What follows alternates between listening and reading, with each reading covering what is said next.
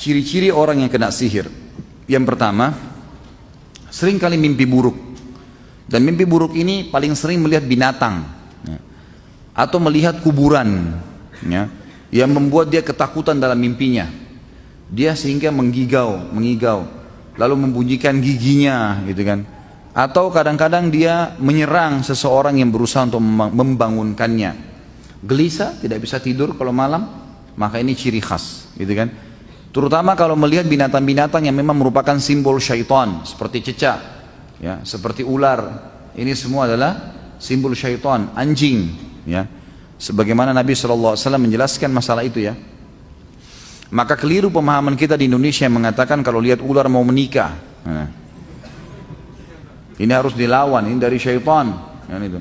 Katanya kalau lihat ular mau menikah, gitu kan. Ini tidak benar. Kalau nenek-nenek 90 tahun lihat ular, bagaimana? Nah, ini kadang-kadang ularnya macam-macam. Ada ular yang dilihat hitam, ya. Umumnya itu selalu warna-warna gelap, hitam, berusaha menyerangnya, menakut-nakutinya, melilit tubuhnya. Ini yang pertama, sering mimpi. Kalau mimpi menakutkan begini, berarti dia sedang disihir. Sihir itu berusaha untuk merusak dia, ya, menakut-nakuti dia sehingga dia tidak berprestasi dalam kehidupan. Yang kedua, mimpi juga sama, masih masuk dalam poin pertama mimpi tadi. Tapi mimpi yang kedua adalah orang mimpi diikuti dengan hawa nafsu. Sering mimpi junub, sering mimpi didatangi oleh laki-laki atau perempuan. Bisa saja laki-laki atau perempuan itu adalah orang yang pernah dia suka sebelumnya atau yang suka dia. Dan ini syaitan buka pintu itu. Mungkin orang-orang itu yang menyihirnya. Atau memang dasarnya dia tidak kenal siapa orang itu. Mungkin dalam bentuk makhluk yang besar atau kelihatannya hitam. Dan ini berarti ada jin yang menyukainya.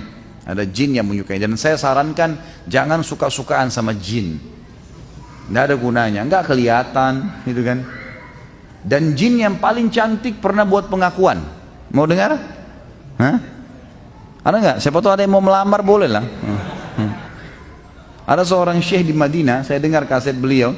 Semoga Allah ampuni saya kalau saya keliru, tapi saya ingatnya waktu sama saya pernah dengar itu.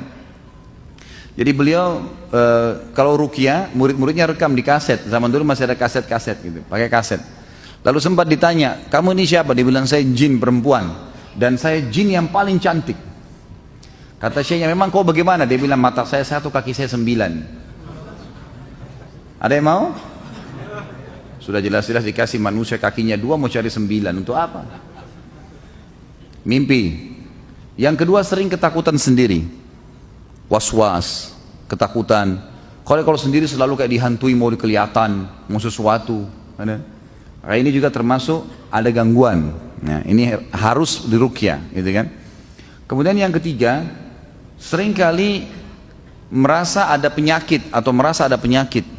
Ya, sering penyakit nih, dan penyakitnya kanker, penyakit-penyakit yang besar, was-was. Dan ini saya pernah menemukan ada kasus pasien yang ternyata dia nggak ada kankernya, cuma menurut medis tiba-tiba sudah stadium 4 tanpa sebab, akhirnya operasi, akhirnya kandungannya ditutup, akhirnya begini dan seterusnya. Kesian, semoga Allah sembuhkan ya. Tapi seperti itulah keadaannya, dan ini sering terjadi. Ini semua dari syaitan, dari sihir, dan harus dilawan. Itu bisa dilawan. Kemudian juga termasuk di sini orang yang indikasi kena sihir itu orang yang pernah diukir-ukir badannya dengan istilah raja-raja, ukiran-ukiran. Mungkin pesannya supaya rumah tangganya langgeng, supaya setiap orang lihat dia suka, dan seterusnya, dan seterusnya. Kemudian juga orang yang pernah dimandikan air, transfer aura, ya, memberikan kekuatan, tenaga dalam. Nah, ini semua adalah senjata-senjata syaitan, berarti ada sihir yang harus dia berobat, tidak bisa tidak, harus berobat. Dia harus, kalau dia mau sembuh, dia harus ruqyah, baru dia bisa sembuh insya Allah. Tentu ruqyah ini harus sabar ya, proses. Ada orang yang sekali sembuh, ada yang 2 kali, Allahu alam, tergantung. Tapi yang jelas orang-orang yang masih belum sembuh, dia harus juga muhasabah dirinya.